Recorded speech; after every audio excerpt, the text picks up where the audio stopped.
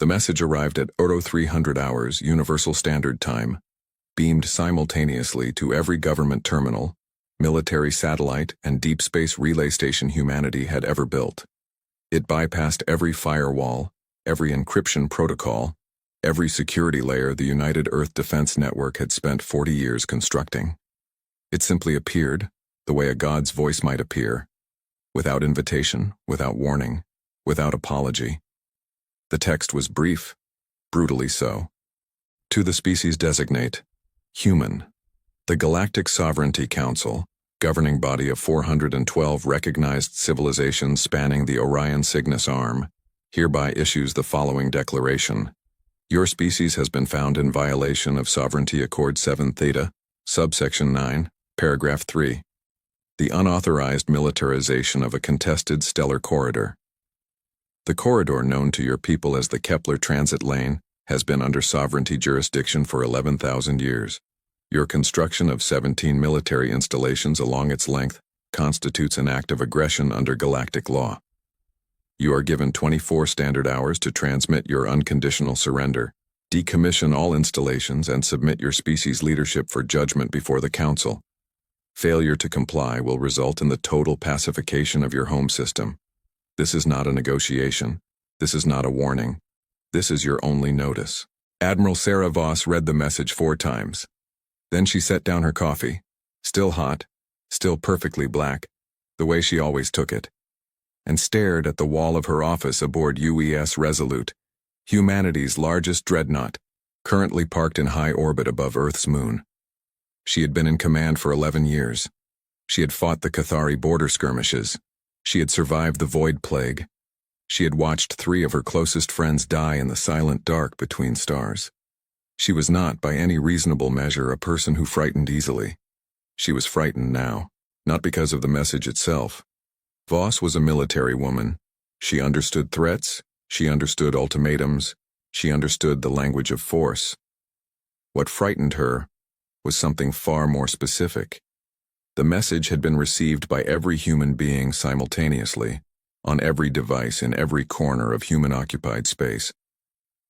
That kind of reach, that kind of casual, effortless penetration of humanity's most sophisticated systems, spoke not of a civilization that was powerful.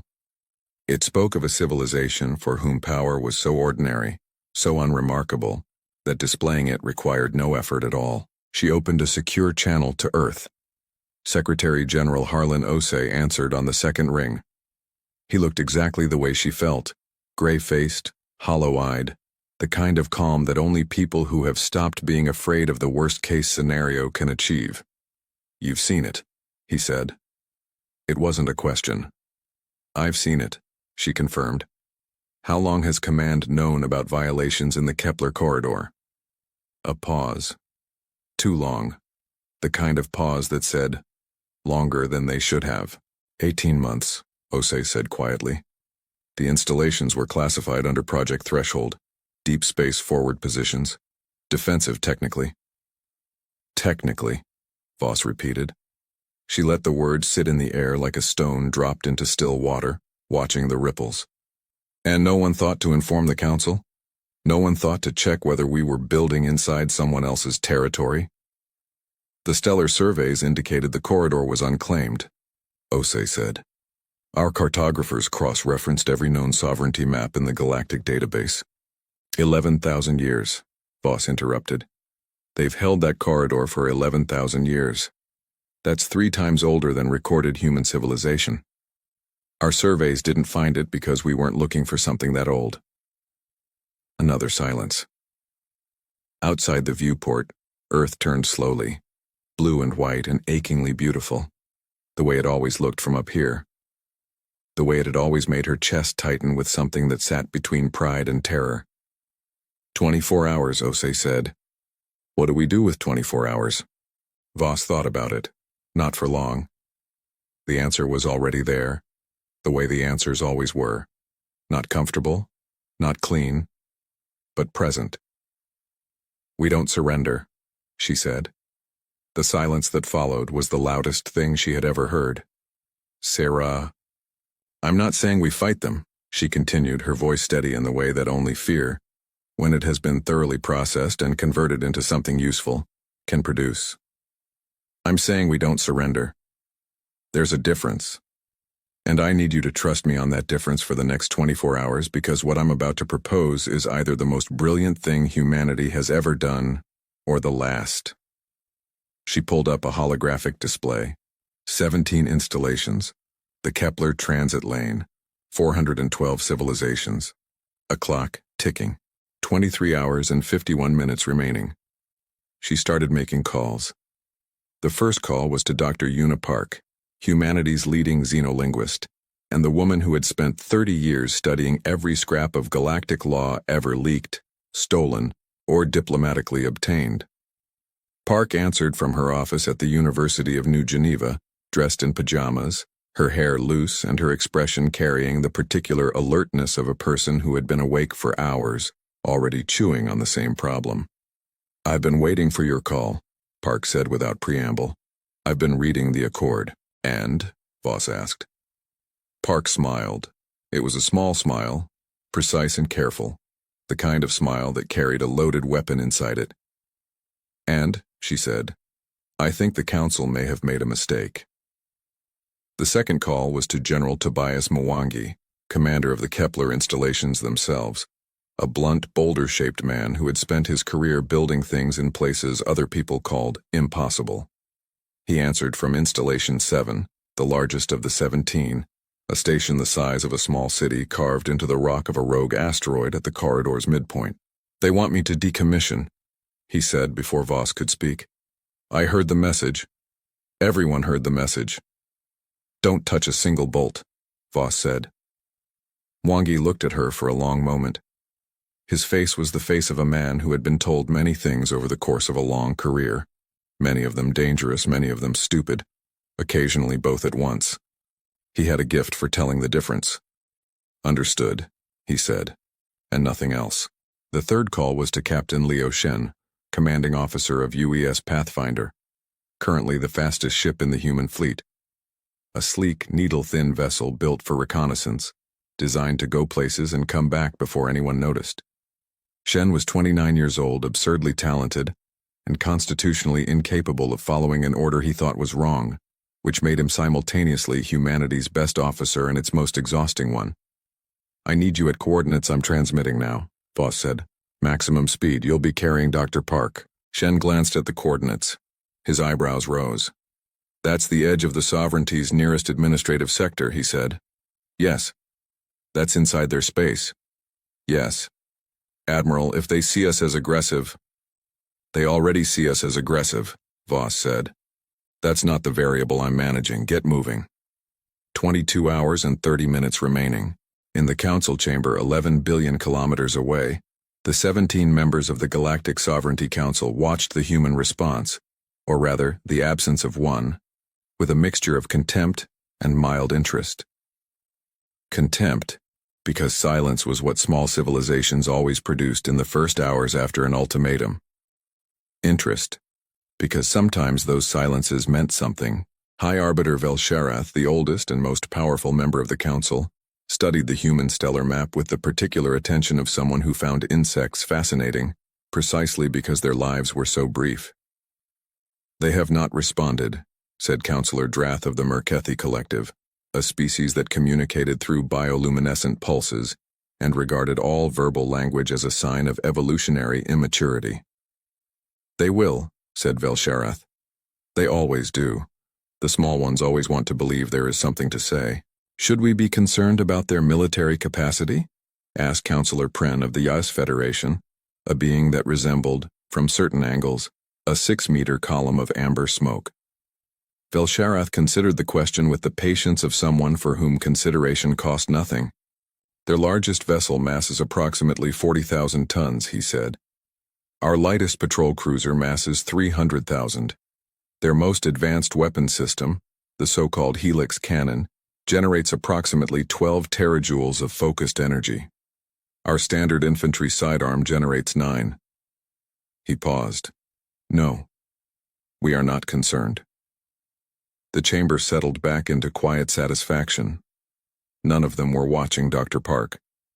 None of them yet knew they should be. UES Pathfinder crossed into sovereignty space at hour 6, running dark. No transponder, no active sensors. Nothing that would read as a military approach on any standard detection grid. Shen flew it the way he flew everything. With the quiet intensity of a man conducting surgery, every adjustment micro-precise, every calculation made 3 moves ahead. Dr. Park sat in the co-pilot seat and read. She had been reading for 6 hours. The full text of Sovereignty Accord 7 Theta, the annexes, the supplementary protocols, the historical precedents, the 11,000 years of case law that the Council had accumulated in their long administration of the Orion Cygnus arm. She read the way a surgeon reads an X-ray, not looking for what was there, but for what was missing. She found it at hour 7. There, she said quietly and pointed at a line of text so old it had been rendered in a script that predated the modern galactic standard by 4,000 years. Shen glanced at it. "I can't read that," he said. "No," Park agreed. "Almost no one can. It took me 3 years to learn this dialect." She leaned back in her seat. "It says, sovereignty claim upon any stellar corridor, lane, or passage shall be considered valid and enforceable only in the event that said claim has been continuously and demonstrably maintained through active administrative presence, as defined in Schedule C, throughout the period of claim." Shen stared at her. "What does that mean?" "It means," Park said, "that you can't just claim a corridor and walk away for 11,000 years. You have to maintain it. Actively, administratively. There have to be records, regular patrols, registered vessels, administrative filings, the galactic equivalent of paying your property taxes." She tapped the text.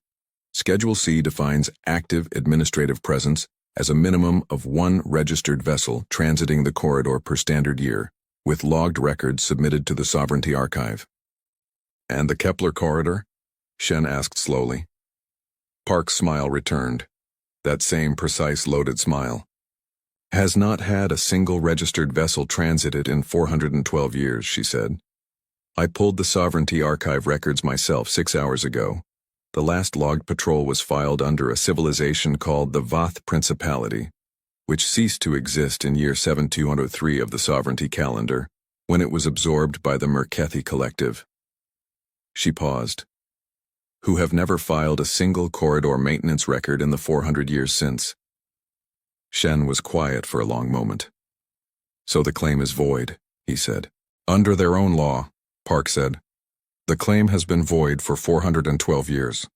Which means when humanity built those installations, we weren't building in contested territory.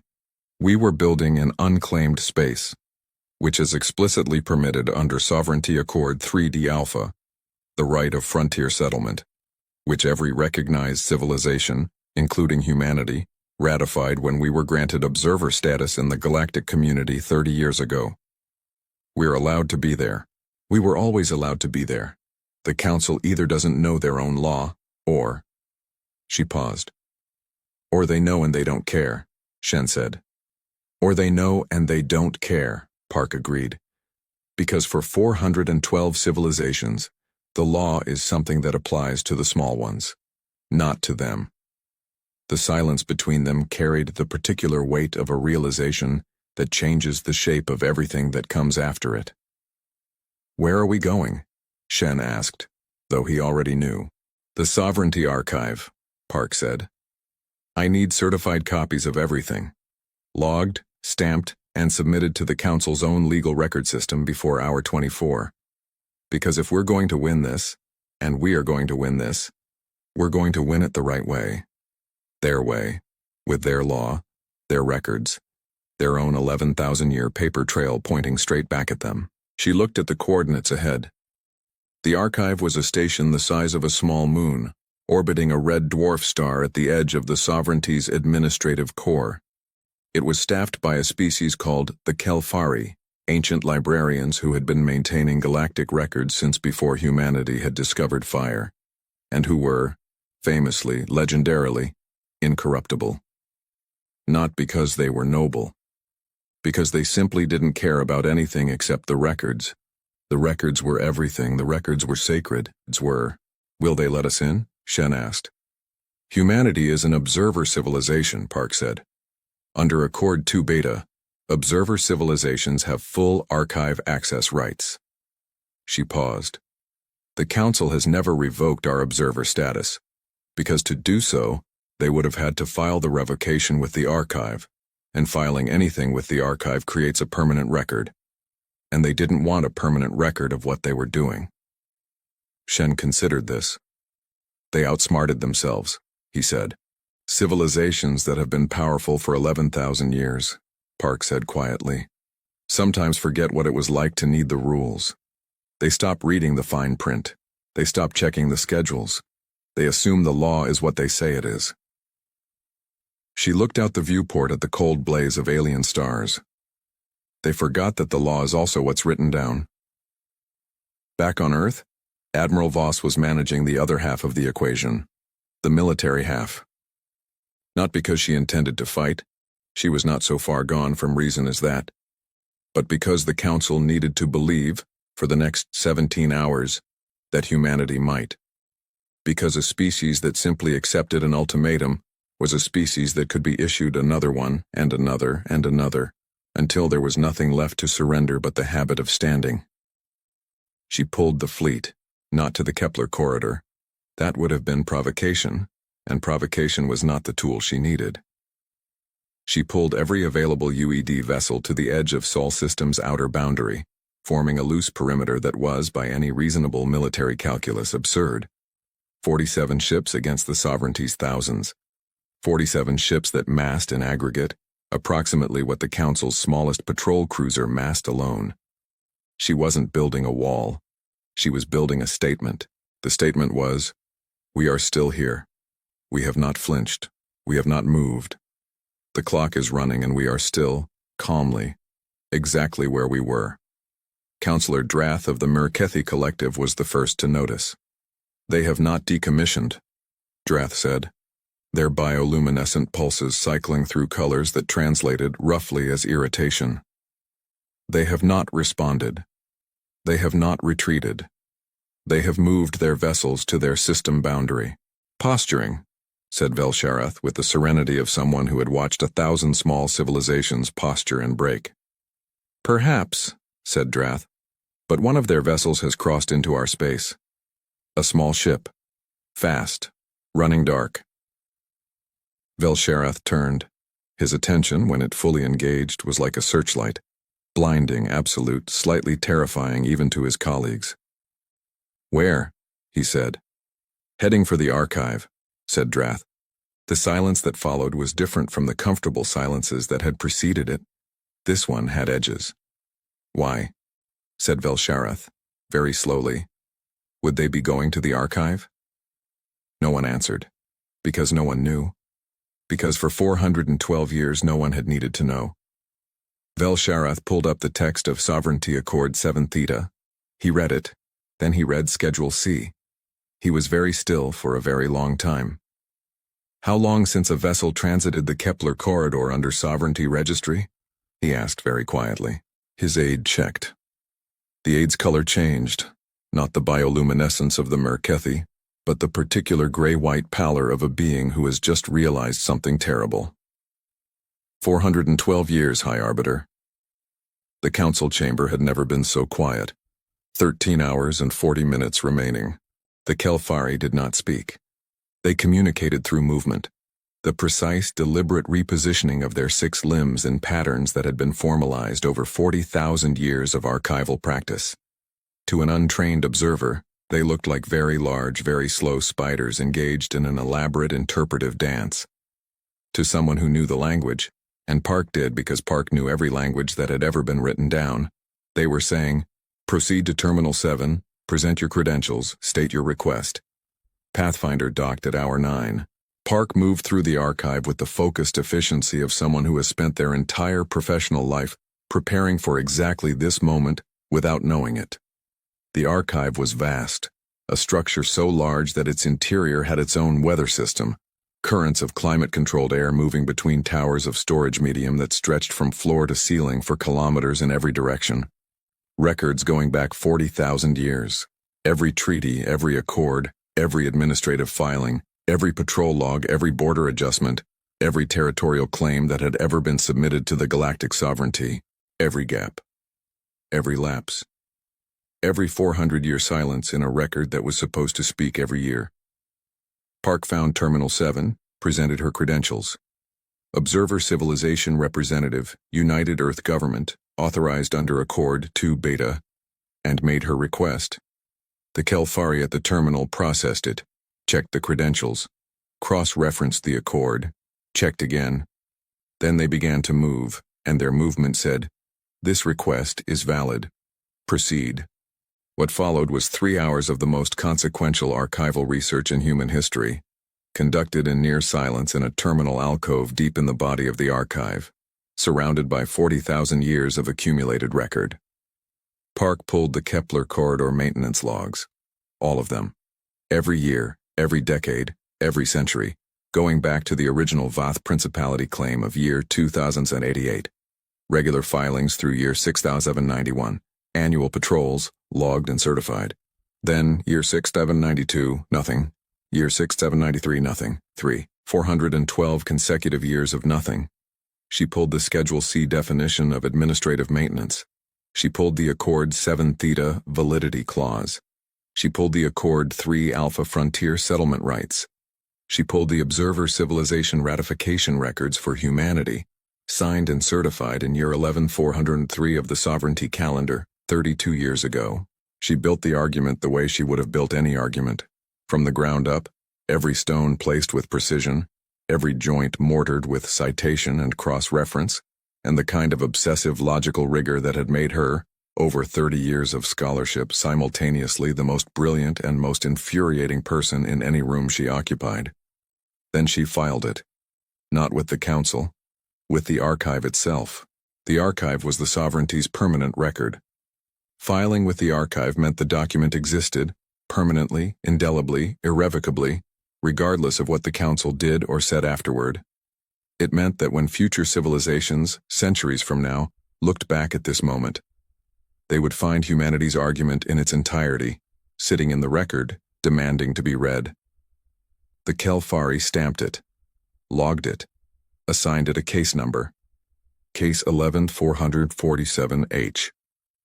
The first human-initiated legal challenge in galactic sovereignty history. Then, because the archive's protocols required notification of all parties in any filed dispute, they transmitted a copy to the council. It arrived at hour 12. Bel-Sharath read it in his private chambers, alone, which was unusual. He read it twice, which was more unusual still. He was not a being who needed to read things twice. The argument was airtight. He had known this was possible, in the abstract way that one knows a structural flaw exists in a building without ever expecting anyone to find it. He had known because he was old and careful and thorough beings always know where their vulnerabilities are. But knowing a vulnerability exists and having someone find it and file it in the permanent record are very different things. The council had 2 options. Option 1. Proceed with the pacification order. Destroy the human installations. Potentially destroy Earth itself, as the ultimatum had implied. Win the military engagement, which was not in doubt, was never in doubt. And lose the legal argument permanently, on the record, for every civilization in the sovereignty to see. Establish a precedent that the council could and would violate its own accords when it suited them, and that a small civilization that found the right clause and filed the right document could be destroyed for it. Watch what happened to the sovereignty's authority, carefully accumulated over 11,000 years, when 412 civilizations started checking their own archives for gaps. Option 2. Acknowledge the filing. Acknowledge the argument. Acknowledge that the Kepler corridor claim had lapsed, that humanity's installations were legal, that the ultimatum had been issued in error, which it had been, technically, if anyone was being rigorous about it, and the Kelfari were always rigorous, and withdraw. Bel-Sharath sat with the options for a long time. He was 11,000 years old, in the way that beings of his species measured such things. He had watched civilizations rise and collapse, had watched ideologies burn bright and gutter out, had watched species that had seemed permanent as stone crumble to dust, He had learned over that long span the difference between the things that could be recovered from and the things that could not. Losing a legal argument could be recovered from. Losing 11,000 years of accumulated legitimacy could not. He opened a channel to his senior aide. "Contact Admiral Voss," he said. "I wish to speak with her directly." His aide stared at him. "High Arbiter, our vessels are positioned. The pacification fleet is at the boundary of the human system." "One word." "One word," Bel-Sharath agreed. "And we destroy a small civilization that was, by every measure of our own law, building legally in unclaimed space. And we hand every resentful civilization in the sovereignty the proof they've been waiting for that we operate above the law." He paused. "Contact Admiral Voss." 11 hours remaining. Voss was on the bridge of Resolute when the channel opened. She had not slept. She had not eaten. She had consumed approximately 12 cups of coffee, and she did not, at this precise moment, look like someone who had spent the last 13 hours in a state of controlled terror. She looked like someone who had expected this call. Bel-Sharath studied her through the view screen. He had dealt with many species in his long career.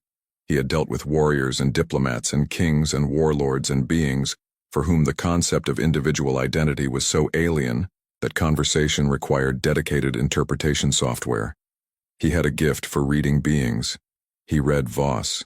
He saw behind the stillness, behind the control, the faintest ghost of something that might have been, not triumph, not yet, but the recognition of a door opening that had been locked. "Admiral Voss," he said. "High Arbiter," she replied. "You are aware of the filing made by your representative at the Sovereignty Archive." "I am." "You understand that this does not change the fundamental reality of your situation." "I understand," Voss said, "that the fundamental reality of our situation is that we were building legally in unclaimed space, that your ultimatum was issued in error, and that the archive now has a permanent record of both those facts." Another silence. This one different again. Not comfortable, not alarmed, but considering. "You are a very small civilization," Bel-Sharath said. "You have been recognized by the sovereignty for 32 years. You have, in that time, mapped approximately 0.003% of the territory we administer. You have a single inhabited homeworld, 6 colony stations, and 17 military installations that are, I will acknowledge this, technically legal, under a reading of our accords that no one has applied in 4,000 years. He paused. "And yet here we are." "Here we are," Voss agreed. "I find," Bel-Sharath said slowly, "that I am curious about your species." "That's a start," Voss said. The final 11 hours were not what anyone expected. Not the Council, who had expected either submission or futile defiance. Not the watching civilizations. And there were many of them watching, because word had spread through the sovereignty's communication networks with the speed of something that everyone had been quietly waiting to see, who had expected either a spectacular destruction or a humiliating capitulation. Not even Voss herself, who had expected a negotiation and got instead something stranger and more consequential. She got a conversation. Bel-Sharath talked to her for 9 hours. Not to negotiate. The legal argument was settled, the archive had spoken, and the High Arbiter was nothing if not a being who understood finality. He talked to her the way a very old scholar might talk to a student who had, unexpectedly, demonstrated the kind of insight that makes the scholar revise their opinion of the student entirely.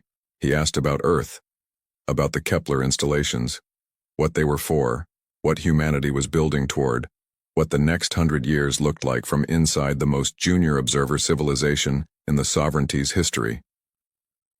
He asked about Dr. Park, whose name was already circulating in the Council's internal channels with an appended notation that translated roughly as someone to watch. He asked about the coffee. Voss, who had been nursing her 14th cup, looked at it, looked at him, and answered honestly. He processed the description of caffeine dependency with the focused interest of a being who had not encountered the concept before, and found it, unexpectedly, relatable. In the Sovereignty Archive, Dr. Park was still working. Not on the legal challenge, no, that was filed, stamped, permanent. She was working on something else. A comprehensive survey of every lapsed territorial claim in the sovereignty's recorded history, cross-referenced against unclaimed space in the regions where humanity currently operated. It was the kind of work that would take years to complete properly, but the outline was already visible, and the outline was remarkable. There were 47 lapsed claims, 47 corridors, sectors, and stellar zones where the sovereignty's administrative presence had faltered or ceased, where the maintenance records had gone quiet, where the law, their law, the law they had written and stamped and filed 11,000 years ago, had silently voided claims that no one had bothered to re-examine. Park filed a preliminary survey with the archive, not as a legal challenge, as an academic document, the kind of thing a researcher files, the kind of thing that goes into the record without necessarily triggering any specific action, the kind of thing that simply exists available for anyone who wants to look. The Kelfari stamped it, logged it, filed it under Park, Y, Human Civilization, Frontier Survey, Lapsed Sovereignty, Administrative Claims in the Orion Arm, Preliminary Report. It would be read by 600 beings within the hour, 6,000 within the day. At hour 22, the Council issued a revised statement. It was careful language, the kind of language that says something significant while technically admitting to nothing. The Kepler corridor claim was under administrative review. The ultimatum was suspended pending legal clarification. The pacification fleet was repositioned for routine patrol duties. The clock reached 0. Humanity had not surrendered. The installation stood. Earth turned, blue and white and achingly intact in the light of its unremarkable yellow star. On the bridge of UES Resolute, Admiral Voss set down her 15th cup of coffee and looked out at the moon, and the stars beyond it, and the vast dark between them that her species had barely begun to cross. She thought about Dr. Park, 11 billion kilometers away in an archive the size of a moon, building a map of everything they were allowed to reach. She thought about General Mwangi in Installation 7, surrounded by 17 platforms of steel and purpose that were, it turned out, exactly where they were supposed to be. She thought about the conversation with Vel Sharath, which had ended an hour ago with a formality that she had recognized even through the translation software as something approaching respect. The old arbiter's parting words had been, "Your species is young. Young species are dangerous because they have not yet learned what cannot be done." Voss had thought about that for a while. Then she had said, "With respect, High Arbiter, we're not dangerous because we don't know what can't be done. We're dangerous because we keep checking." Another long silence. And then, from a being 11,000 years old presiding over 412 civilizations, commanding a fleet that could sterilize a planet from orbit without breaking a sweat. "Yes," Vel Sharath had said. "I see that." Secretary General Ose called at hour 24, minute 0. He looked different from the gray-faced man she had spoken to 24 hours ago. Not relaxed. There was too much still unresolved for relaxed, but present, grounded. The look of a man who has come to terms with the fact that the universe is large and strange and does not, fundamentally, care about the comfort of its inhabitants, and who has decided that this is not a reason to stop standing. "It held," he said. "It held," Voss confirmed. Park's filing changes everything, Voss said. "Not today, not next year. But the preliminary survey she filed, 47 lapsed claims. That's going to be read, it's going to be studied. Every junior civilization in the sovereignty that's ever felt squeezed by a territorial decision they couldn't challenge is going to read that document and look at their own maps and start checking their own archives." She paused. "We didn't just defend the Kepler corridor. We handed the entire sovereignty a mirror." Ose was quiet for a moment. "Is that a good thing?" he asked. Voss thought about it honestly. "I don't know," she said. "It's a true thing. Whether it's good depends on what everyone does with it." She looked at Earth. "But I know this. The Council gave us 24 hours to surrender, and the clock ran out, and we're still here. And the next civilization they try this with, whether it's us or someone else, they're going to remember that. That someone checked, Osei said quietly. That someone checked, Voss agreed. 3 weeks later, the Sovereignty Council issued a formal administrative notice to all member and observer civilizations. All territorial claims within the sovereignty would undergo a comprehensive review of administrative maintenance records. Any claims found to have lapsed under Schedule C provisions would be flagged for resolution. The review was expected to take 20 years. It was the largest administrative undertaking in sovereignty history. It had been triggered by a single human archivist one sleepless night, reading the fine print in a 4,000-year-old document that no one had looked at closely in centuries. Dr. Park was offered a position on the review committee, the first human ever appointed to a sovereignty administrative body. She accepted on the condition that her full research team came with her, and that humanity received full access to the archive for the duration. The council agreed. General Mwangi built Installation 18. Captain Shen was promoted, mostly because Voss couldn't think of a better way to manage him than to give him more responsibility and see what he did with it. He exceeded expectations, because he always did. And Admiral Sarah Voss, on the morning after the clock ran out, finally slept. 8 hours, uninterrupted, dreamless, the sleep of someone who has done the thing they needed to do and can, for a moment, set it down. She woke to a message from Velsharath. It contained no words. Just a data file, a copy of Sovereignty Accord 7 Theta, Schedule C, with a single notation appended in the High Arbiter's own administrative code. The notation said, amended. Maintenance requirement increased to quarterly filing. Below it in the same code, as recommended by Human Observer Representative Park, Y effective immediately. Voss read it twice. Then she got up, made coffee, and went back to work. There was a lot of space left to check. The Vorkai fleet materialized from hyperspace at Aero 347 hours, and every long-range sensor array in the outer reaches lit up like a Christmas tree.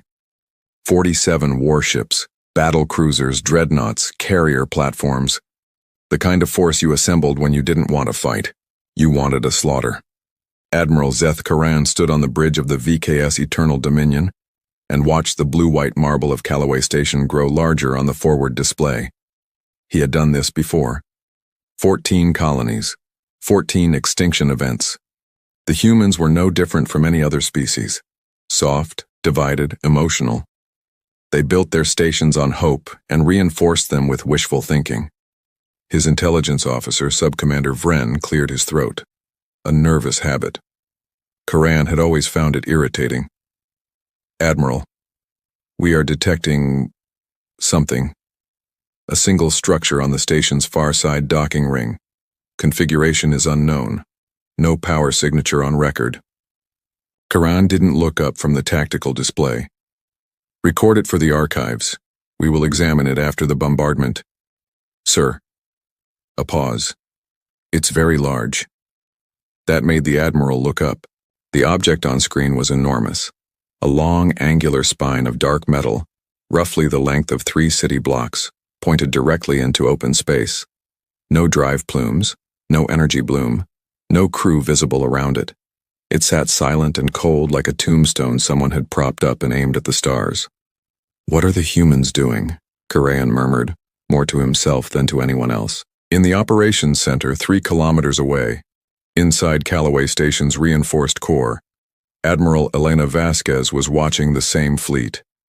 Her hands were perfectly still on the edge of the control console. The people around her were not still. Technicians ran between stations. A lieutenant was quietly vomiting into a waste receptacle in the corner. Someone was praying. Elena Vasquez was not praying. She pressed the comlink. Omega Team, status. A single voice crackled back. Calm. Male. Precise as a surgical incision. Omega is ready, Admiral. We have a full charge. Rail pressure is nominal. Target solutions are locked on all 47 vessels. Vasquez exhaled slowly through her nose. And the Vorkai don't know what it is? No, ma'am. Their intelligence files show no record of Project Longreach. They think it's a docking crane.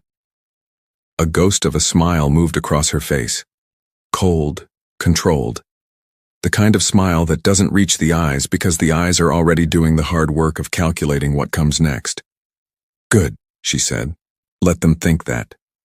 Back on the VKS Eternal Dominion, Admiral Karan gave the order that had ended 14 civilizations before this one. All ships, begin orbital insertion, weapons free, leave nothing standing. The Vorkai fleet began to move. So did Longreach. The room smelled like cold coffee and fear. 14 generals, admirals, and civilian ministers sat around a table built for diplomacy, now repurposed for something that felt a lot more like a last will and testament. The holographic display at the center showed the Vorkai advance. Slow, methodical, patient, like a hand closing into a fist. General Marcus Holt, chairman of the Joint Defense Command, stood at the head of the table. He was 61 years old, built like a load-bearing wall, and had the eyes of a man who had run out of comfortable lies to tell.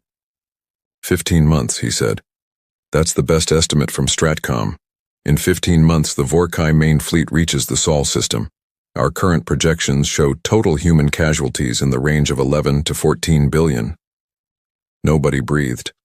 That's assuming, Holt continued, that they follow standard Vorkai doctrine, which means subduing the outer colonies first. Callaway Station is in their direct path. They hit Callaway before they reach Earth. If Callaway falls, there is no defensive line left. A minister from the European Council cleared his throat. Our fleet strength is insufficient. Holt cut him off without blinking. Our fleet strength is a speedboat trying to stop a tsunami. I'm not here to sugarcoat this.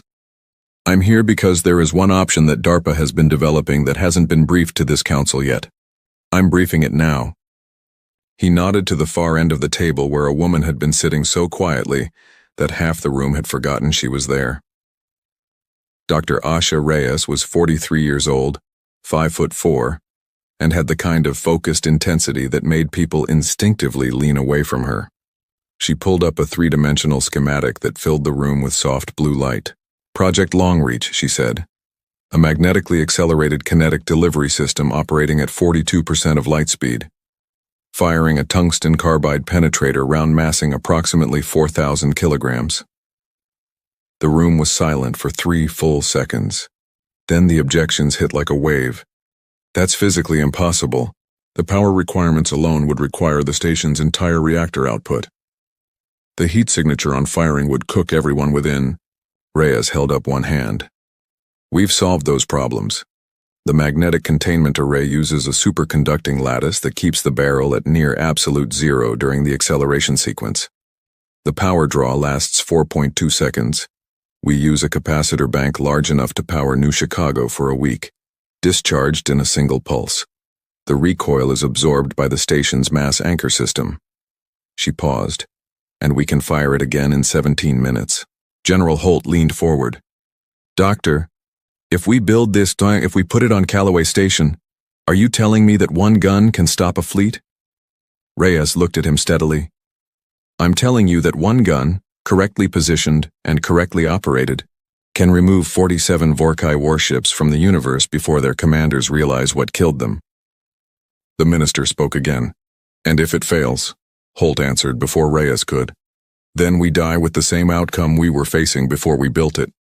He looked around the table. At least this way we make them remember us. They built it in 9 months. They worked in triple shifts in 0G in conditions that violated 47 OSHA regulations that no longer applied because OSHA had voted to suspend them for the duration of the war. Master Sergeant Delia Cross ran the construction crew. 214 engineers, technicians, and welders who hadn't slept a full 8 hours since they started. She was from Detroit. She had built bridges, launch platforms, and orbital habitats. She had never built a weapon before. She found she was good at it. You're building the barrel too wide, she told the lead fabricator on week 3. The tolerances are within spec. The tolerances are a safety net for people who plan to miss, Cross said. We are not planning to miss. Tighten it. They tightened it. The barrel grew. Section by section, magnetic coil by magnetic coil, it extended from the docking ring out into open space like an accusatory finger pointed at the stars where the Vorkai were coming from. Crew members who worked late shifts said it looked different at night, less like an engineering project and more like something old and inevitable. One of the young welders, barely 22 from a small town in Montana, ran his gloved hand along the completed first section and said very quietly, to no one in particular, "I hope they come." Cross heard him. She understood. When someone destroys everything you've ever loved and promises to finish the job, sometimes the only thing left is the hope that they come close enough for you to hit back. There was a photograph on Elena Vasquez's desk, not a hologram, an actual photograph printed on actual paper, because paper couldn't be erased by an EMP, and it couldn't be hacked, and it would survive things that digital records wouldn't. In the photograph, a woman and 2 children stood on a beach somewhere warm. The woman was laughing. The children, a boy of about 10 and a girl of 7, were covered in sand and holding something that might have been a crab or might have been a very unfortunate shell. The beach was on Meridian Colony, Callaway's sister station. The Vorkai had hit Meridian Colony 4 months ago. Standard doctrine, orbital bombardment, no survivors. Elena Vasquez had been in a fleet debrief when it happened. She had received the notification on a secondary screen. She had finished the debrief. She had not cried. She had not raged. She had sat alone in a supply closet for 6 minutes and breathed very slowly, and then she had walked out and started planning. That was what they didn't understand about humans. That was what the Vorkai intelligence files never captured, no matter how many colonies they dissected for data points. The Vorkai modeled human grief as a destabilizing force, something that made humans erratic, ineffective, prone to surrender. They had never understood that some humans convert grief the way a reactor converts fuel. They had never understood that the quietest room in the universe is the one where a person has run out of things to lose. The 6 people who operated Longreach were chosen not for their rank, but for their precision. Chief Weapons Technician Rao Nakamura had been the top-rated targeting specialist in the entire Earth Defense Fleet. He had declined 4 promotions to stay in an operations chair because he believed that the most important thing a person could do in a war was be excellent at the precise moment it mattered. He was 40 years old and had the calm of a man who had decided not to waste adrenaline on things that hadn't happened yet. Alongside him was Corporal Jana Osei, 26 from Atlanta, responsible for the magnetic coil sequencing, the most technically demanding job in the firing process. Get it wrong by a fraction of a second, and the projectile would tear the barrel apart. She had run the simulation 912 times without error. She had run it 913 more times just to be certain. Power management fell to Staff Sergeant Lee Briggs, formerly a nuclear plant operator from Tennessee, who had volunteered for the fleet the week after Meridian Colony was destroyed. He had a sister on Meridian. He didn't talk about it. He showed up early and stayed late, and the capacitor bank was always charged before anyone asked. Structural monitoring was handled by Engineer 3rd Class Priya Mehta, navigation corrections by Lieutenant Commander Samuel Torres, and overall systems integration by Master Warrant Officer Diana Vance, who was 55 years old and had been told 3 times she was too old for frontline assignment and had ignored all 3 notices. These 6 people were responsible for a weapon that no one in the galaxy believed existed. They had spent the last 3 months hoping for the chance to prove it did. Sub-Commander Vren had filed his sensor report with the Vorkai Intelligence Directorate 6 weeks before the fleet's arrival at Callaway. The large unknown structure on the station's docking ring had been cataloged and analyzed by 3 separate data teams. The consensus assessment, a heavy maintenance crane possibly used for docking large freight vessels. One junior analyst had flagged it differently. She had noted the orientation, pointing into open space, not toward the docking axis. She had noted the unusual heat signature around the base, consistent with large-scale superconducting systems. She had filed a supplemental report suggesting the structure might be a prototype, directed energy, or kinetic weapon. The report was reviewed, classified as low-confidence speculation, and archived. The analyst's name was Ves Tehran. She was 28 years old in Vorkai terms. She would be one of only 11 survivors of the engagement. She would spend the rest of her life thinking about that archived report. Callaway Station had been evacuated. All non-essential personnel, roughly 80,000 civilians, had been moved to secondary shelter platforms deeper in the system over the past 72 hours. The military complement that remained numbered 4,900.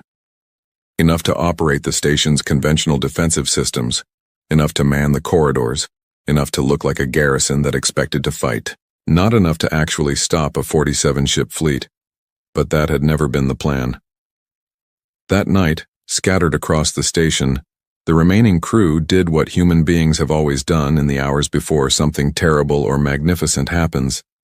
They talked to each other. In the mess hall on level 9, a card game had been running for 6 hours. Nobody was keeping score anymore. The cards were just something for the hands to do while the voices said the things that normally got left unsaid.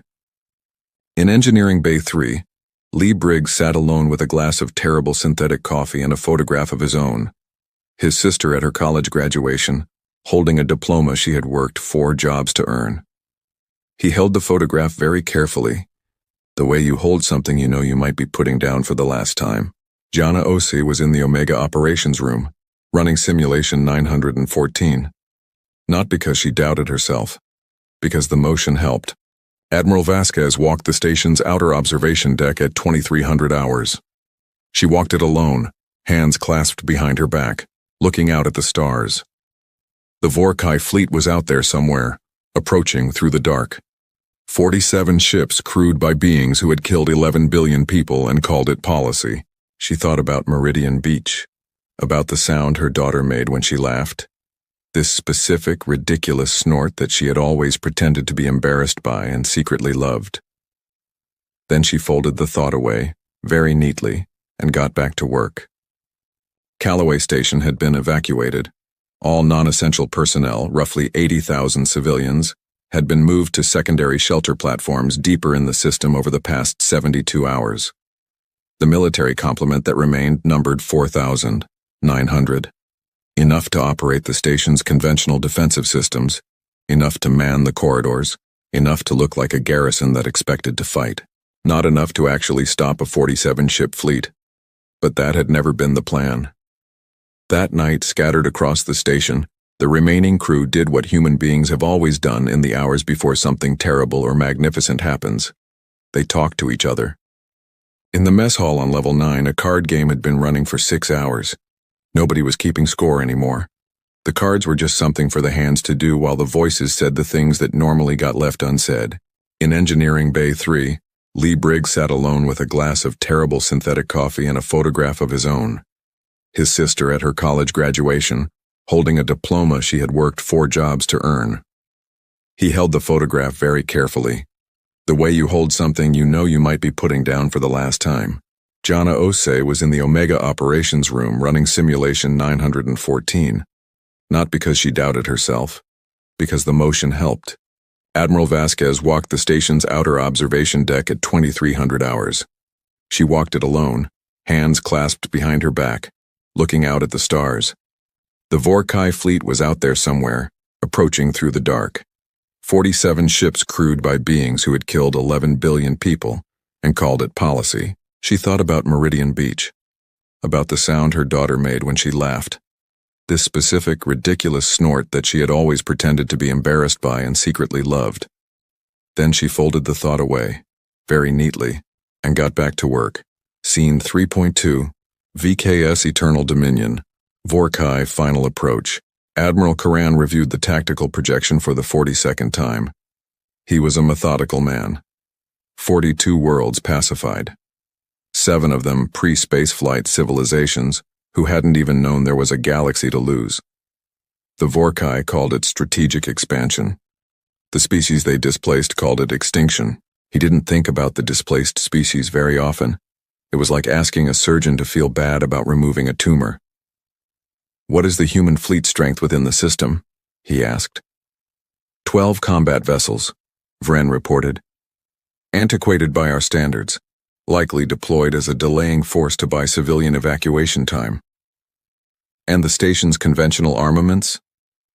Point defense batteries, short-range plasma rails, adequate for meteor interdiction and piracy suppression, not relevant to our engagement parameters. Karan nodded. Approach formation, Begin orbital insertion sequence at Aero 330. Standard suppression doctrine. I want complete structural neutralization of the station within 40 minutes of first contact. He turned back to his display. Behind him, 46 warships adjusted their vectors in perfect coordination, moving toward Callaway Station with the casual inevitability of something that had never been stopped before. On Callaway Station, an alarm sounded. Low, steady, tone like a held note in a requiem. Vorkai fleet is on final approach, the station AI announced. Estimated contact in 3 hours, 14 minutes. In the Omega operations room, 6 people looked at each other across their consoles. Nobody said anything dramatic. Rao Nakamura brought up his targeting display. Jana Ose ran the final coil check. Lee Briggs verified the capacitor charge, 100,000%. He had charged it 3 times in the last 6 hours. He was going to charge it 1 more time just because. Diana Vance checked her systems board and said without ceremony, "Long reach is ready."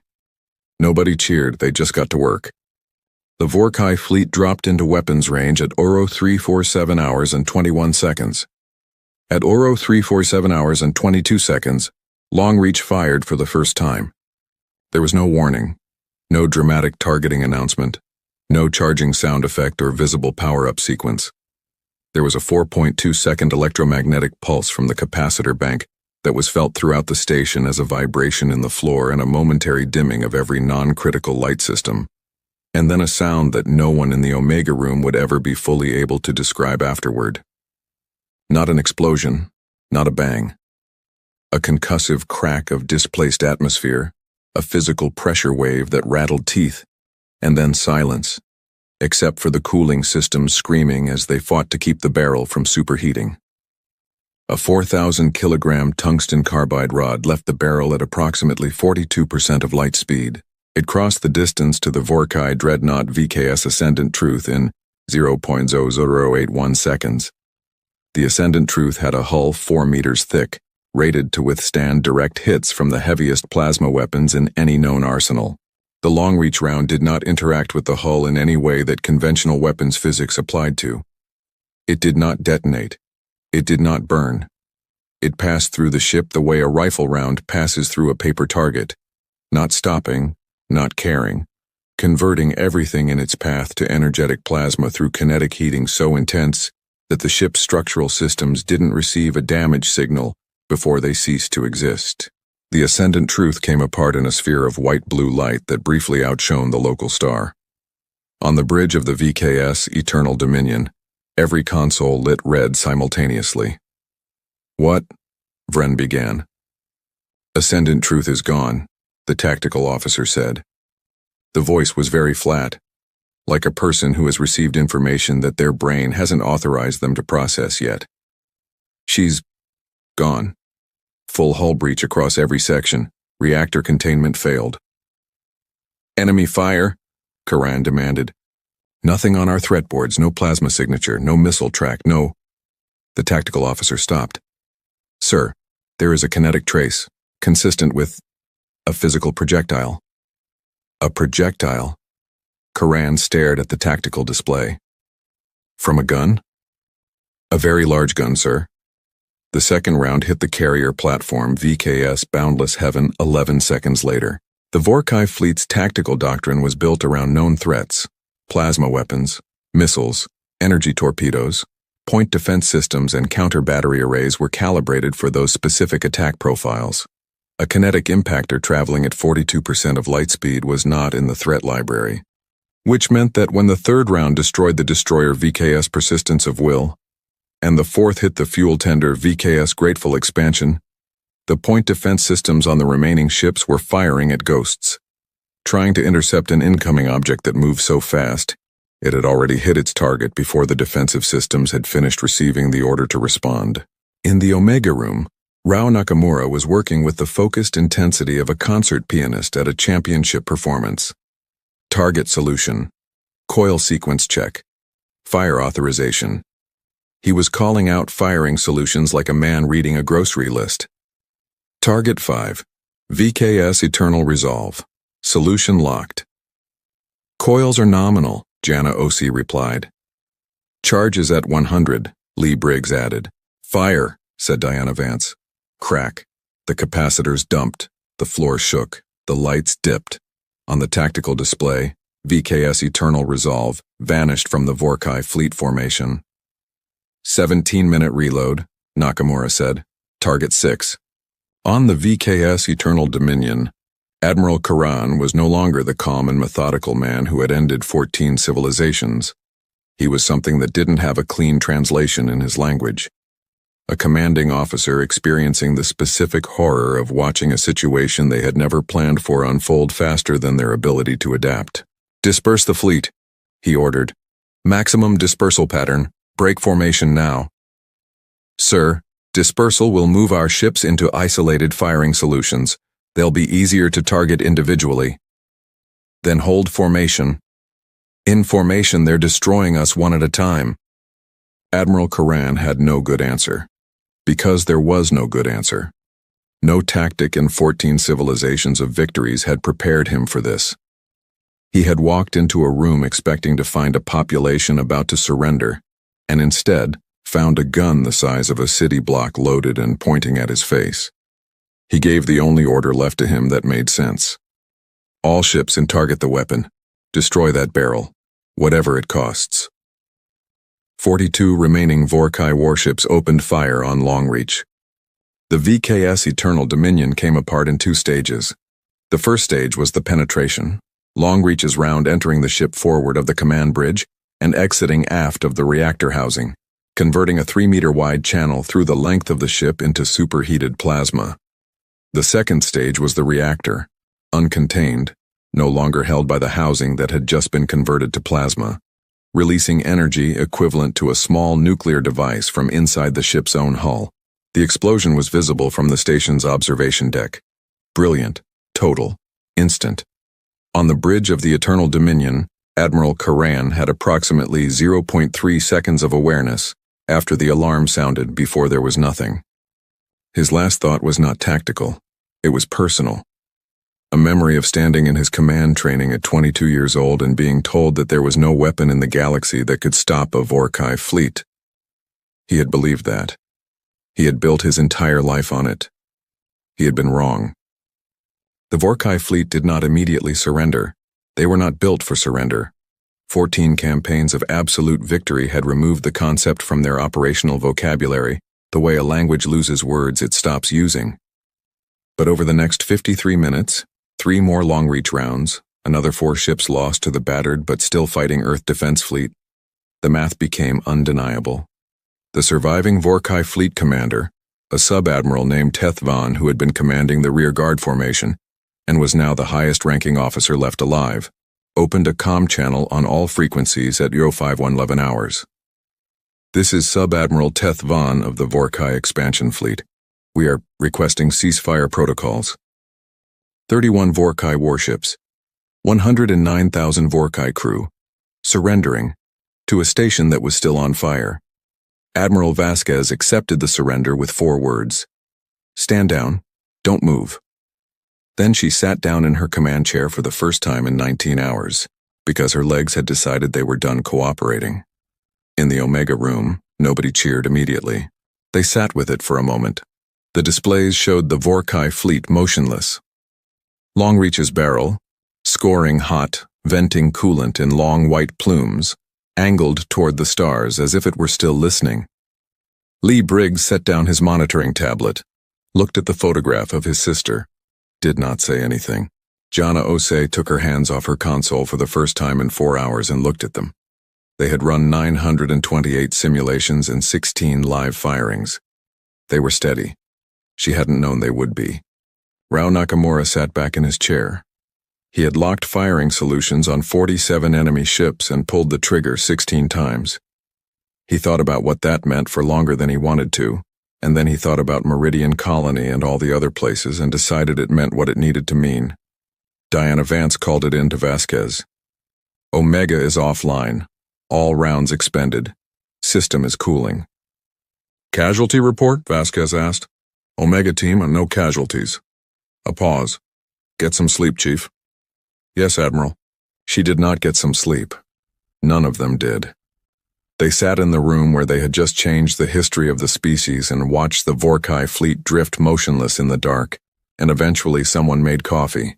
And it was the best coffee any of them had ever tasted, because it existed in a world where this had worked. In the weeks after the Battle of Callaway Station, the Vorkai Expansion Directorate received the engagement records from the 11 surviving ships. They reviewed those records for 6 days before issuing any official assessment. The assessment was classified, but its central conclusion leaked within a month because nothing classified stays classified when it changes everything.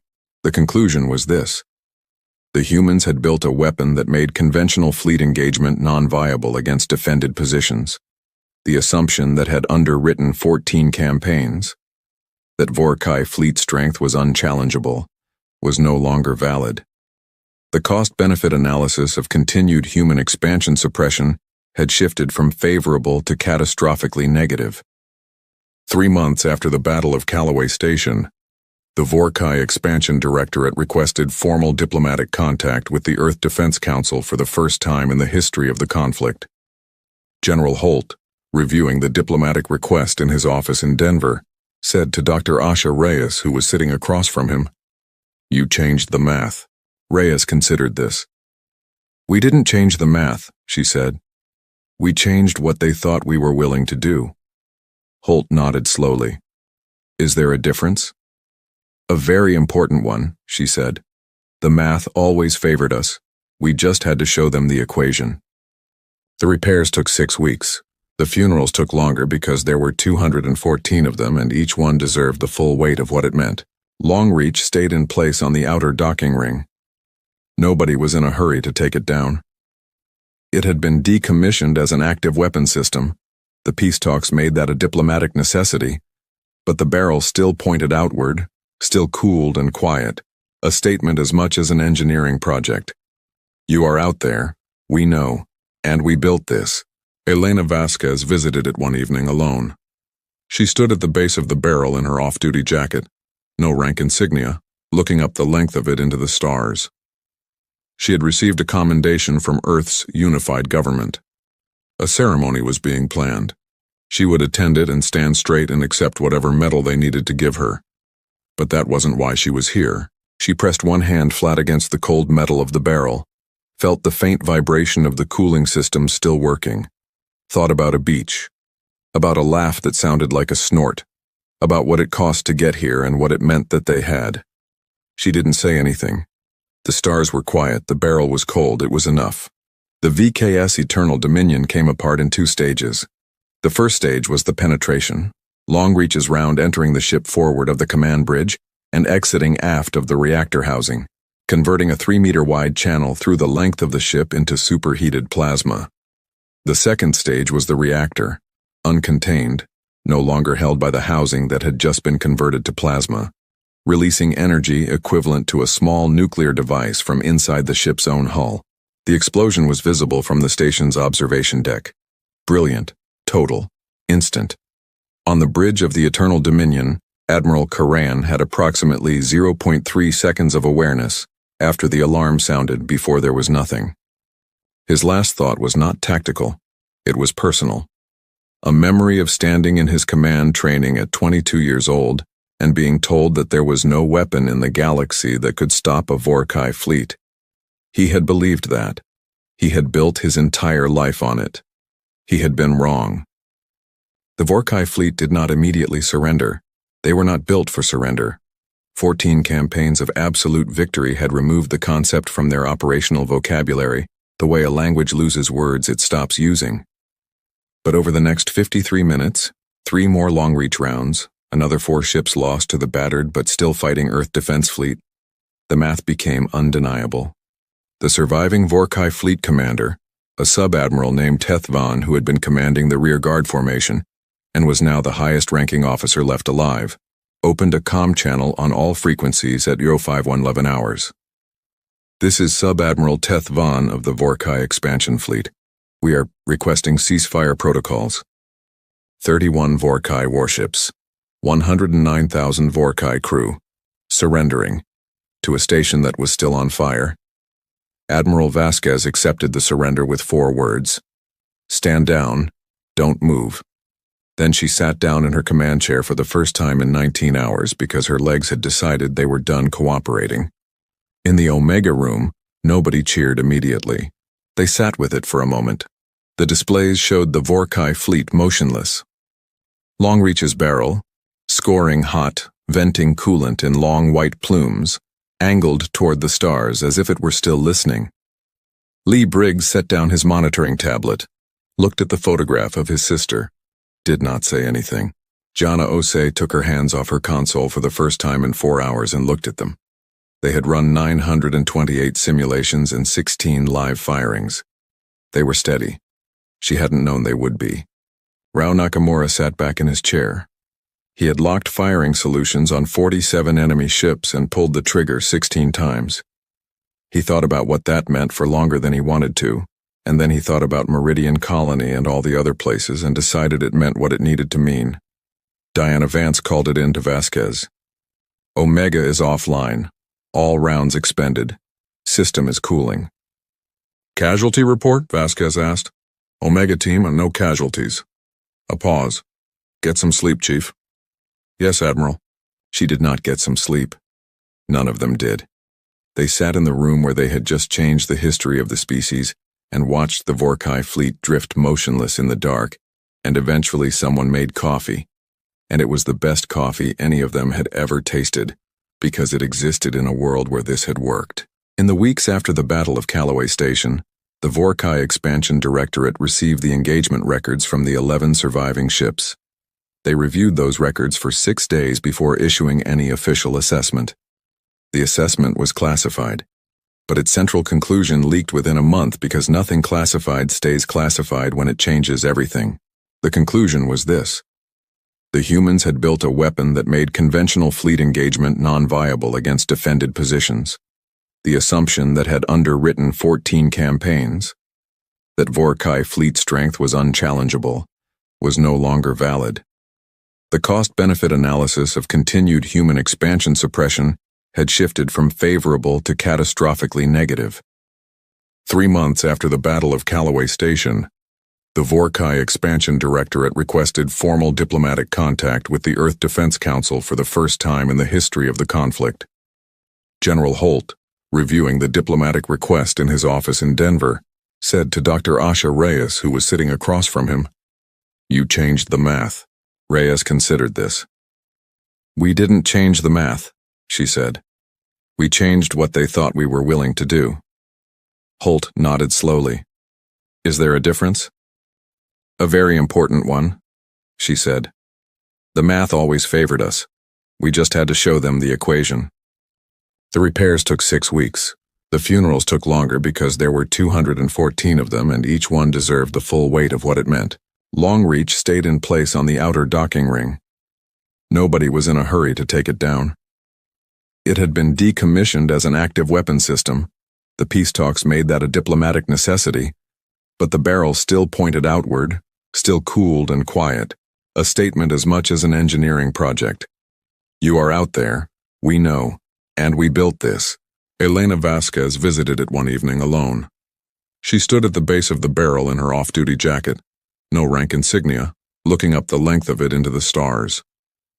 She had received a commendation from Earth's unified government. A ceremony was being planned.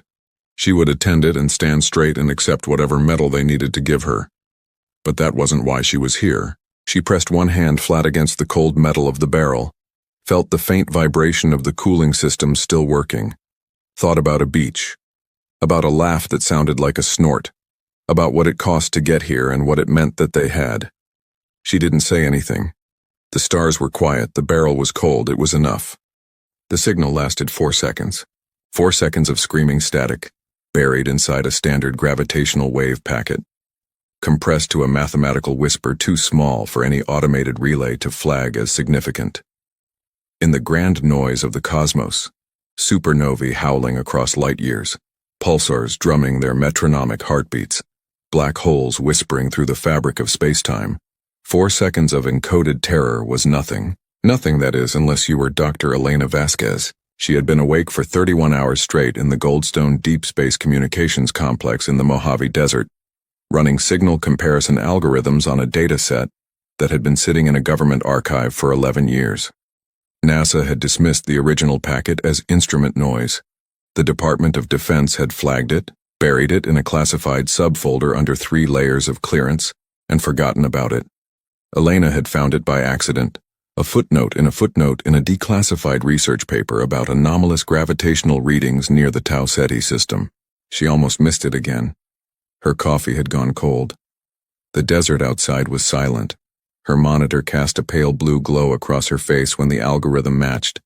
Not a sound, not a beep, just a quiet green notification box in the lower right corner of her screen that read, "Pattern confirmed. Match 99.7%. Elena leaned forward slowly, the way a person leans toward the edge of a cliff they didn't know was there. The signal wasn't instrument noise. It was a distress call. She pulled up the translation matrix, a project her team had spent 6 years building, training it on the Vorath linguistic database that humanity had first decoded in 2031, 3 years after first contact. The Vorath were humanity's first and only confirmed alien allies. A 4-armed, gray-skinned civilization from the Epsilon Indi system, roughly 200 light-years from Earth. They had made contact through a series of increasingly sophisticated mathematical broadcasts, traded linguistic keys, and slowly, painstakingly, taught humanity how to speak across the stars. The distress call was in Old Vorath, a dialect that hadn't been used since before their first contact with Earth. Raw, panicked, unencrypted. Elena's hands trembled as the translation scrolled across her screen. Colony World Karath 9 under attack.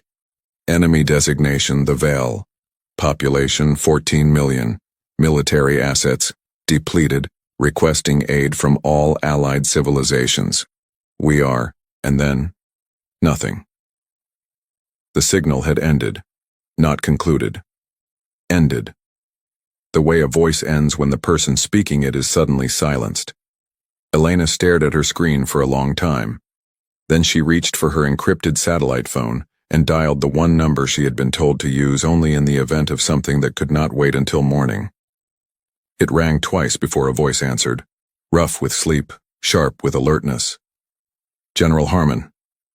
Sir, Elena said, I found something, and I think we have been at war for 11 years without knowing it. The silence on the other end lasted exactly 3 seconds. Get in a car right now. She was already standing. What happened in the next 48 hours would reshape the human species forever. What humanity discovered, about its allies, about its enemies, and about itself, would echo across centuries. And it all started because one exhausted scientist refused to go to sleep, and because 4 seconds of screaming static had been waiting, patient and silent, for 11 years to be heard. This is the story of how humanity answered that call, and how the enemy learned, too late, what that answer meant. The Veil didn't want a war with humanity. They didn't think humanity was capable of war, not in the way that mattered, not on the scale that counted. When their long-range probes had first passed through this spiral arm of the Milky Way 50 years earlier, their intelligence reports on the 3rd planet of the Sol system had been almost comically dismissive. A Class 3 emerging civilization, pre-space flight, internally fragmented, prone to resource conflicts, expected time to self-destruction, 80 years, with 70% probability. The notation at the bottom of the file simply read, negligible, monitor passively. The Veil were wrong about a lot of things when it came to humanity. They were wrong about the self-destruction, they were wrong about the fragmentation, and they were catastrophically, existentially wrong about the war. But all of that came later. 11 years before Elena Vasquez found the distress call in a forgotten government archive, the Veil had done something that no military strategist in human history would have advised. They had attacked a Vorath colony without first neutralizing the Vorath's newest ally. They had forgotten about Earth. The colony world of Karath 9 sat at the edge of what the Vorath called the Meridian Cluster, a dense region of star systems along a trade route that had sustained Vorath civilization for 300 years. It wasn't a military planet. It was an agricultural hub. Massive carbon capture forests, protein synthesis networks that fed 40 other worlds, a population of 14 million farmers, engineers, teachers, children. The Veil hit it on a Thursday, or what would have been a Thursday by Earth reckoning. The first wave of Veil warships, designated Class 7 annihilators by Vorath military intelligence, emerged from fold space at the edge of the Karath system and began accelerating before their exit signatures had even dissipated. They didn't broadcast demands. They didn't transmit ultimatums. The Veil method of warfare was efficiency through terror. You didn't give a population time to organize resistance, because a population in chaos was a population already half defeated. Karath 9's orbital defense grid activated within 40 seconds of the threat alarm. 12 Vorath corvettes broke atmosphere and began forming an intercept pattern. The planetary shield generator, an aging model built for meteor defense rather than military assault, came online at 60% capacity. It wasn't enough. It was never going to be enough. The Veil annihilators carried weapons that the Vorath called gravitic lances. Weapons that didn't fire projectiles or energy beams in any conventional sense, but instead generated localized gravitational shear fields that could tear apart hull plating, collapse shields by warping the space inside them, and in extreme configurations, fracture the geological structure of a planet's crust. They were weapons of overwhelming, elegant, horrific force. The first Vorath corvette lasted 11 minutes. By the time the second one broke apart, the Karath 9 governor had authorized the emergency distress broadcast. An operator, 22 years old, 2 months out of the communications academy, hands shaking so badly she could barely type, encoded the signal into a gravitational wave packet and fired it at every allied frequency the Vorath diplomatic database contained, including the Sol system, including Earth. She didn't know if anyone would answer. She didn't know if Earth even had the technology to receive it. She transmitted it anyway, because that was her job, and because 14 million people were depending on every action that every person on that planet took in the next few hours. Then she sealed the communications bunker, turned off the lights, and waited. On the surface of Karath 9, the sky began to change color. The Veil didn't use nuclear weapons. They considered them primitive, the industrial tools of civilizations that hadn't yet learned to weaponize physics at its most fundamental level. Instead, what fell toward Karath 9 was something the survivors would later struggle to describe: a distortion. A place where the air itself seemed to fold and compress, where gravity pulled sideways and up and down simultaneously, where the horizon bent and trees leaned toward each other and then collapsed inward, and the sound was not an explosion but a sustained, bone-deep groan, as if the planet were protesting. The Vorath military commander on Karath 9, Admiral Tessa Var, a decorated veteran of 3 border skirmishes, made a decision that would haunt her for the rest of her life. She ordered her remaining forces to retreat underground, to survive, to wait. Because Admiral Var had read the initial diplomatic briefings on humanity, she had read them more carefully than most of her colleagues, who dismissed Earth as an irrelevant backwater. She had noted, with particular interest, humanity's military history, the scale, the relentlessness, the absolute refusal to accept defeat that seemed somehow encoded in their species at a genetic level. She had flagged it in a report that no one in the Vorath High Command had taken seriously. She had written, 3 years before the attack, "If the Veil ever give humanity a reason to fight, we should ensure we are not standing between them and the enemy." Tessa Var went underground and prayed, in her own way, to her own concept of the universe, that someone on Earth had received the signal. She didn't know it yet, but someone had. The emergency session of the United Earth Defense Council convened at 400 hours in a hardened facility beneath Colorado, in a room designed to withstand a direct nuclear impact and to house, according to its specifications, all decision-making authority necessary to coordinate a species-level military response. It had never been used for its actual purpose before tonight.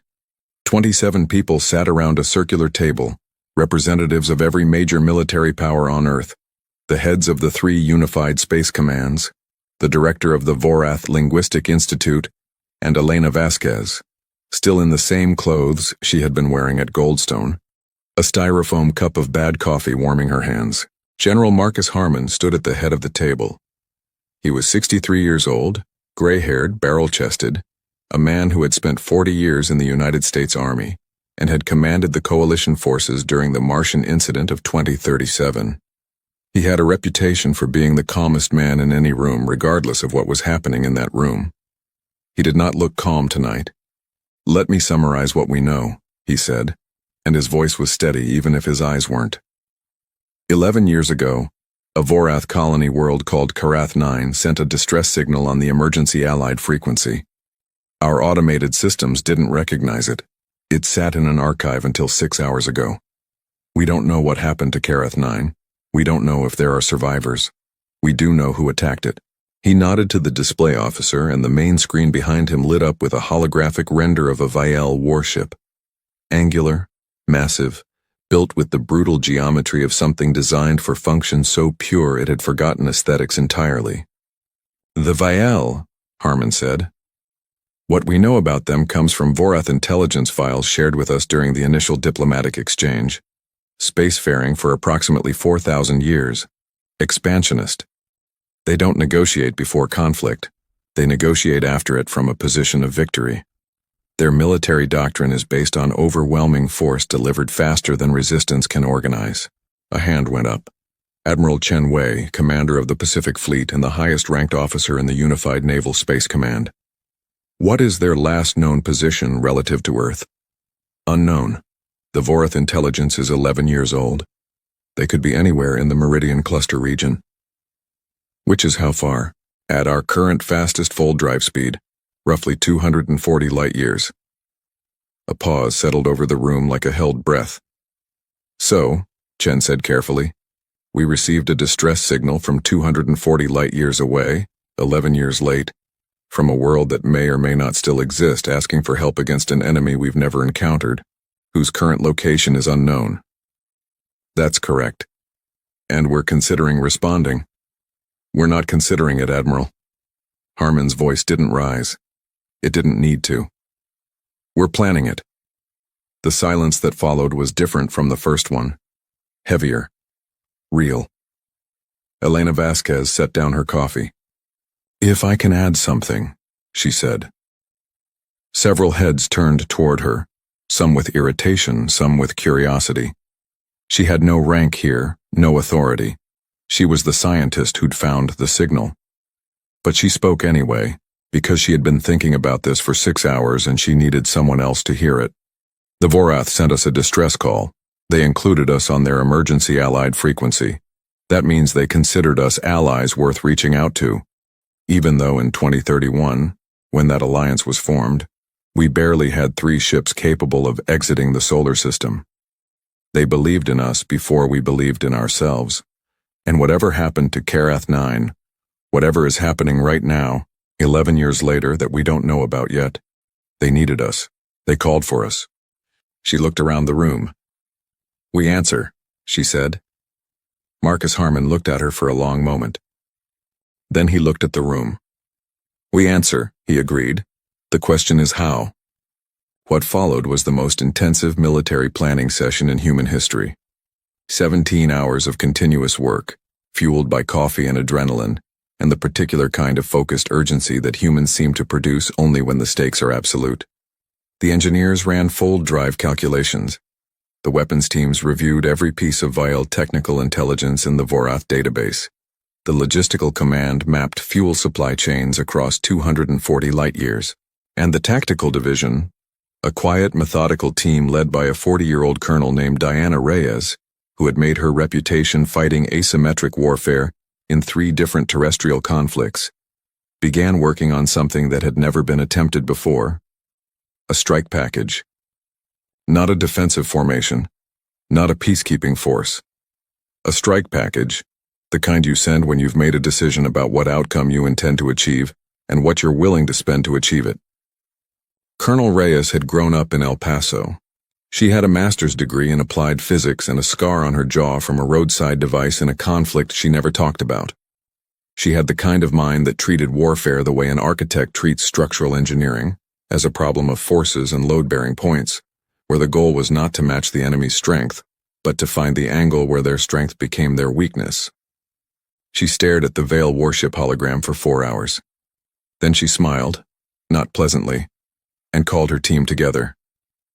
Gravitic lances, she said, work by generating a localized shear field inside a defined radius. They're devastating at close range. They're surgical at medium range. At extreme range, they dissipate. The field can't maintain coherence across open space, so we fight at range, someone said. No, Rhea said. We fight at the wrong range. We get so close they can't use them without tearing apart their own ships, and we bring something they've never seen before. She pulled up the weapons manifest for the EDF's newest class of vessel, the Warhammer-class dreadnoughts, 3 of which had been commissioned in 2039 and which had never seen combat. Railguns, she said simply. Kinetic impactors at 30% the speed of light. No energy signature, no targeting lock, just mass and velocity. Let's see how their shields handle Newton's third law. The room was quiet for a moment. Then someone started laughing. The slightly unhinged laugh of a person who has just understood the elegant brutality of a plan. And one by one, the others joined in. They had their answer. They had their weapon. Now they needed to get there.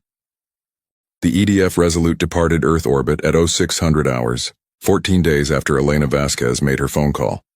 She wasn't alone. Behind her came the EDF Relentless, EDF Ironclad, EDF Unbroken, EDF Last Stand, and 7 escort corvettes, the largest military fleet ever assembled by the human species, carrying 6,800 crew members, 4,000 Marines, and enough kinetic ordnance to, in the words of Colonel Reyes's loading manifest, restructure the orbital geography of a medium-sized moon. It wasn't the fleet humanity had wanted to send. Given more time, they would have sent more. 20 ships, 50, 100. But time was the one thing they didn't have, and 11 years had already been lost to silence and misfiled archives. Fleet commander was Admiral Marcus Harmon himself. He stood on the bridge of the Resolute as Earth shrank in the rear viewports, blue and white and breathtakingly fragile from this distance, and felt something that he later described in his post-mission report as a clarity of purpose I have not experienced since the early days of my career, when I still believed completely that the things we fight for are worth the cost of fighting. He believed it again now. 17 hours into the voyage, they picked up the first active signal from the Tau Ceti direction. A tight-beam Vorath military frequency, encrypted, damaged, broadcasting on a loop. The linguistic team decoded it in 4 minutes. It was from Admiral Tessavar. She had survived. Her underground forces had survived. Kareth 9 still existed. Damaged. Partially occupied by Vile ground forces but not destroyed. The Vile had taken the orbital space and the surface installations, but a significant Vorath resistance had held the underground complexes for 11 years, fighting a grinding, brutal guerrilla war with improvised weapons and stolen Vile equipment, sustained by the deep carbon food synthesis systems that the colony had been built around. 14 million people had become 8 million. 6 million had died in 11 years of occupation. Admiral Var's message was short. She was clearly not a woman who wasted words, even in a crisis. If this message reaches Earth, know that Kareth 9 still holds. We are diminished but unbroken. The Vile believe they have won. They have not won. Come quickly or come slowly. But come. Because if you come, we will rise from the ground and meet you on the surface, and together we will show the Vale something they have not seen in 4,000 years of conquest. The site of their own retreat. Harmon listened to the message 3 times.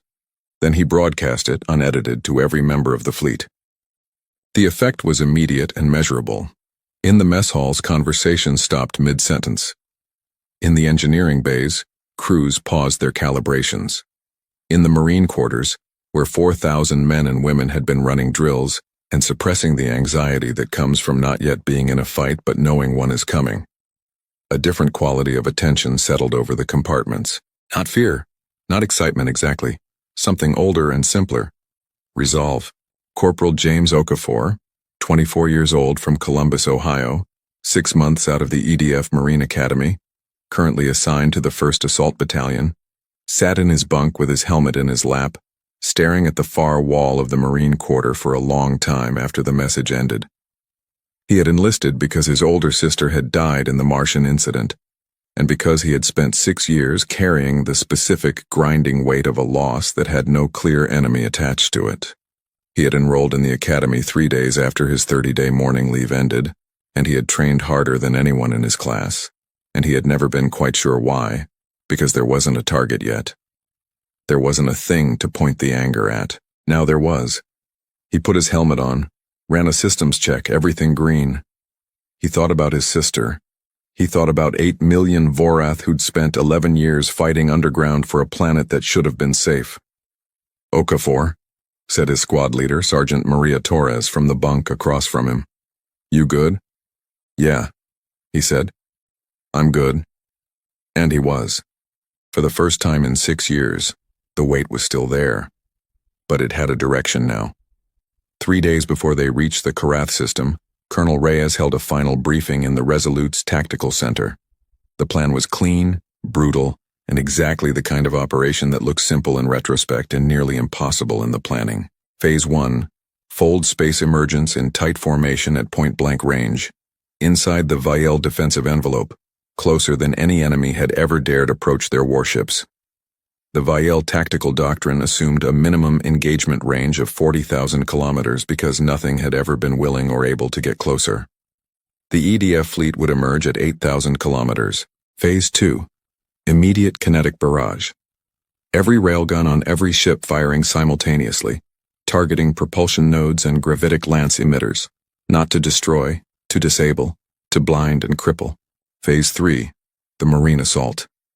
While the Vael ships were scrambling, 4,000 Marines in assault shuttles would hit the surface occupation forces, the ground troops holding Karath 9's cities and infrastructure. Phase 4, Admiral Var's underground forces emerge. Phase 4 is not negotiable, Reyes said at the briefing. We don't take this planet back, we help them take it back. This is a Vorath world. They've been fighting for it for 11 years. They finished the fight on their terms. There was no argument. There was only the quiet, concentrated attention of people who have accepted what is coming and are thinking about nothing except how to do it right. They folded into the Karath system at 0300 hours, ship time, on a Tuesday. The Vael sensor arrays detected the fold space emergence signatures at exactly the moment the EDF fleet materialized, which was to say, too late. The Vael commander on the orbital flagship, a senior officer named Vechnar, who had overseen the occupation of Karath 9 for the past 11 years and had grown accustomed to the comfortable authority of unchallenged orbital supremacy, had approximately 4 seconds between the moment his threat display lit up and the moment the first kinetic round hit the ship. In those 4 seconds, Vechnar made 2 observations. First, the emergent signatures were wrong. Fold space exits always occurred at distance. The mathematics of fold drive navigation required a minimum safety margin from any significant gravity source, and every spacefaring civilization had learned this the hard way in their early years of development. What was emerging 8,000 kilometers away was not possible, according to the physics his civilization had always operated within. Second, whatever had just arrived was very, very large. He was still processing these observations when the Resolute's forward battery opened fire.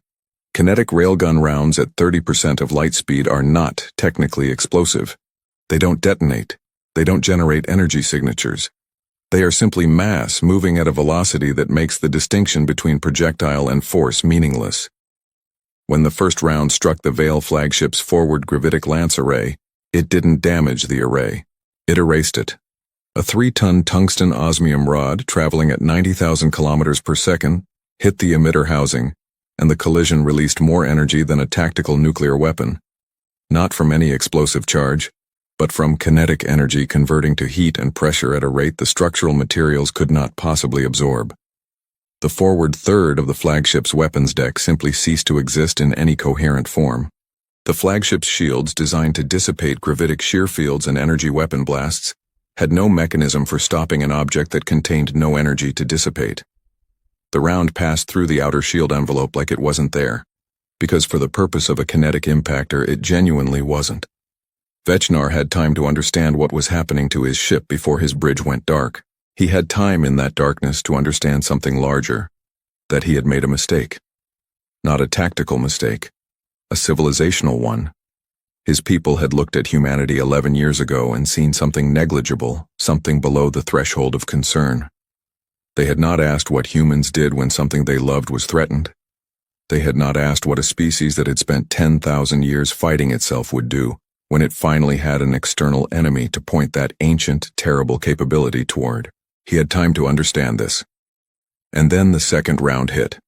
Across the Karath system, the battle unfolded with the kind of speed and violence that naval combat achieves when one side has planned for 3 years and the other side hasn't planned at all. The Vial had 12 warships in orbital formation. The EDF fleet had 12 vessels. On paper, this was parity.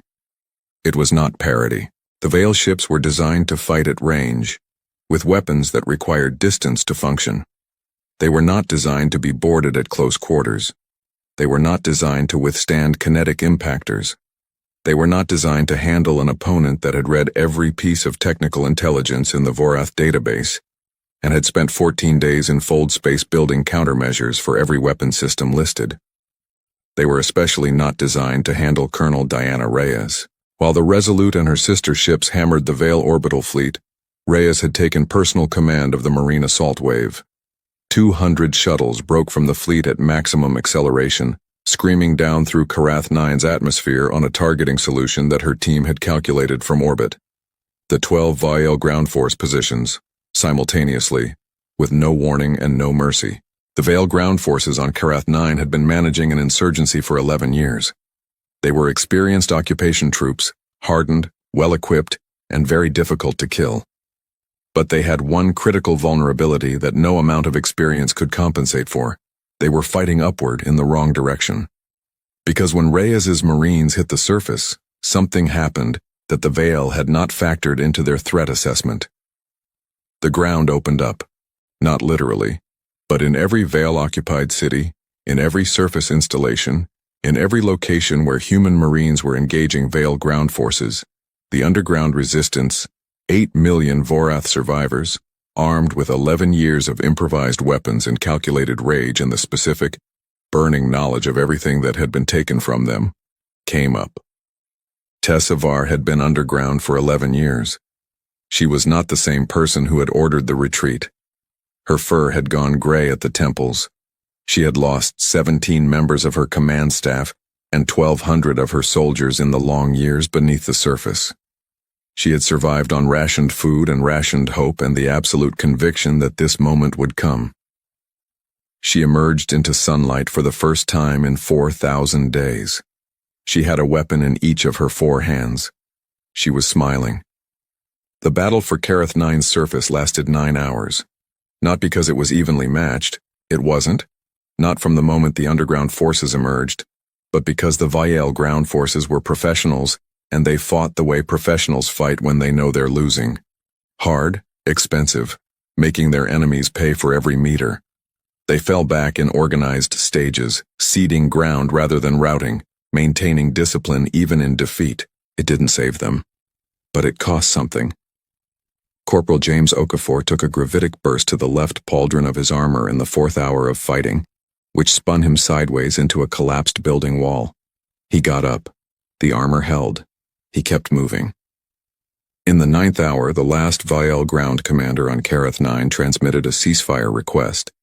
Tessavar received it in what had once been the Karath 9 Planetary Governor's Administrative Center, a building she had last seen from the outside, through smoke, 11 years ago.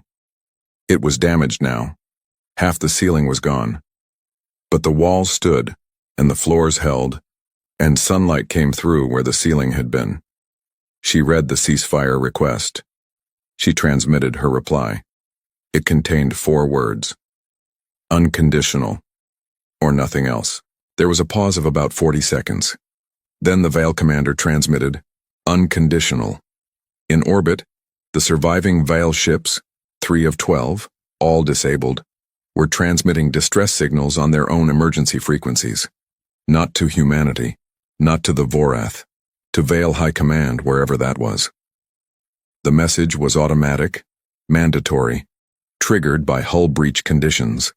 It was designed to transmit the nature and scale of the fleet's destruction as a warning.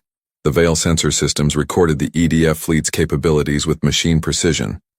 Emergence range, weapon type, weapon velocity, effectiveness against gravitic shields, tactical doctrine, speed of deployment, marine assault methodology.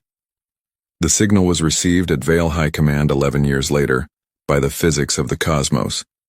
But the analysis team that processed it, the official Vale withdrawal from Karath 9 was completed within 72 hours of the ceasefire. They left in good order. Their remaining forces, their remaining ships, they're dead.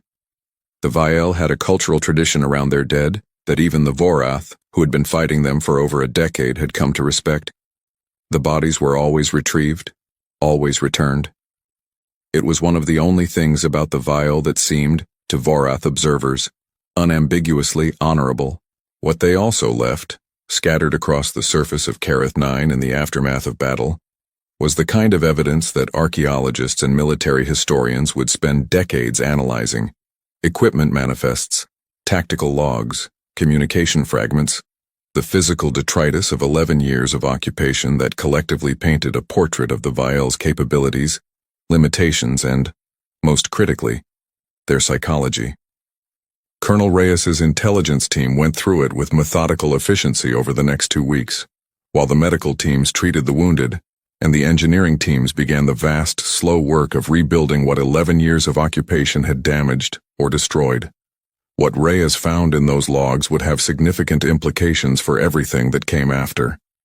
But on the day after the battle, before any of that analysis was complete, there was a moment that none of the people present would ever forget.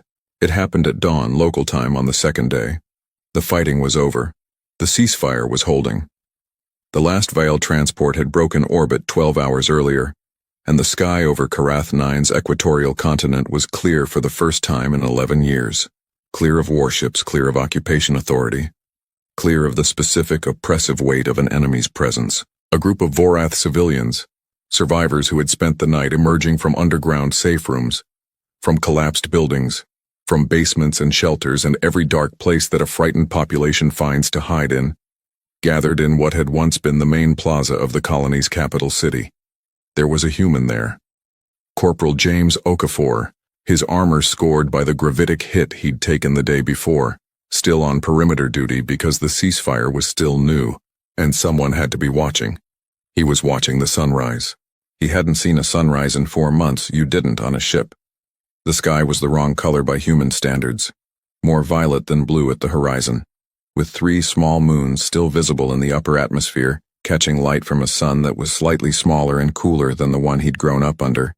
It was still somehow beautiful. One of the Vorath, an older female, 4-armed, her gray skin weathered in a way that suggested decades of hard living underground, approached him. She stopped about a meter away. She was carrying something, a handful of something that looked like flowers, though Okafor couldn't be sure. She said something in Vorath. His translation unit wasn't calibrated for the dialect. It was Old Vorath, the underground evolved dialect that had developed over 11 years of isolation. He got about 40% of it, but he got enough. She was saying, "You came." Okafor thought about what to say. He thought about his sister. He thought about Elena Vasquez in a desert research station, 4 seconds of static, 11 years in a forgotten archive. He thought about Admiral Var emerging from underground with 4 weapons and a smile. He thought about 6 million dead and 8 million alive, and about the difference between those 2 numbers, and about what it meant that humanity had arrived too late to save the 6 million but in time for the 8. He said in English because his Vorath was non-existent, "Sorry it took us so long." She didn't understand the words, but she understood the tone, the posture, the specific way a person looks when they mean something completely and aren't sure it's enough. She held out the flowers. He took them. That image, Corporal James Okafor, 24 years old from Columbus, Ohio, in scored and battle-damaged armor, standing in a violet-tinged alien dawn holding flowers that no human had ever seen before. became the defining image of the Karath 9 campaign. It ran on every major news network on Earth. It hung in the lobby of the United Earth Defense Council for the next 50 years. It was titled simply, "We Came." The aftermath of Karath 9 unfolded slowly, the way aftermaths do. The Vorath High Council sent a formal communication of gratitude to Earth, not through the standard diplomatic channels, but through a special frequency broadcast designed to be intercepted and decoded by any civilization capable of receiving it. They wanted the galaxy to know what humanity had done. The Vial High Command received the Karath 9 battle data when the distress signals arrived, 11 years later. The analysis concluded what Vechnar had begun to understand in his final moments: that humanity was not a negligible Class 3 emerging civilization. That whatever file the Vial's probes had compiled 50 years ago was irrelevant. That the species that had emerged from Earth in the decades since then had developed, through conflict, through adversity, through the specific stubborn refusal to accept defeat that seemed genuinely encoded in their biology, into something the Vial had no existing category for. The Vial High Admiral ordered a comprehensive threat reassessment. The reassessment took 11 months. When it was completed, she ordered a withdrawal of Vial forces from the 3 star systems closest to the Vorath Human Alliance territory. Not an attack, not a provocation, a withdrawal. It was the first time in 4,000 years of Vial expansion that they had voluntarily ceded territory. When the Vorath Intelligence Service detected the withdrawals and reported them to the Vorath Earth Joint Command, the initial reaction was confusion. It took 3 days of analysis to reach the conclusion that seemed simultaneously obvious and impossible. The Vial were afraid. Not of what humanity had done at Karath 9, though that was significant. Not of the Warhammer-class dreadnoughts, or the kinetic railguns, or the close emergence fold drive tactic or any specific weapon system. They were afraid of what Karath 9 implied. They were afraid of the math. Because the Vial strategic analysts, running their models with the Karath 9 data, had arrived at a number that they found very difficult to process emotionally, even for a species that prided itself on pure logic over sentiment. The number was 12. The number of EDF warships in the fleet that had arrived at Karath 9. 12. The first fleet humanity had ever sent beyond the solar system in an offensive military capacity. The first fleet. The models asked, naturally, what the second fleet would look like. The models asked what humanity would build if given 5 years, 10 years, 20 years of motivated military-industrial production, the way they had historically built when threatened, the scale they had historically achieved when unified toward a single purpose. The models produced numbers that the Vial High Admiral read 3 times, set down, and did not share with her subordinates for a week. Humanity had come to Karath 9 with 12 ships. If provoked, if given cause, the model suggested they could field 800. The Vial High Admiral sent the withdrawal order. She also sent something else, a tight beam transmission on the diplomatic frequency that the Vorath had used to establish initial contact with Earth 30 years earlier. It was addressed not to the Vorath but directly to the United Earth Defense Council. It was short. It read, "We acknowledge the events at Karath 9. We acknowledge the capability demonstrated by the forces of Earth. We request formal diplomatic engagement at a time and location of your choosing." It was signed not with the High Admiral's name, but with the Vial word for a concept that translated imperfectly into English as equals.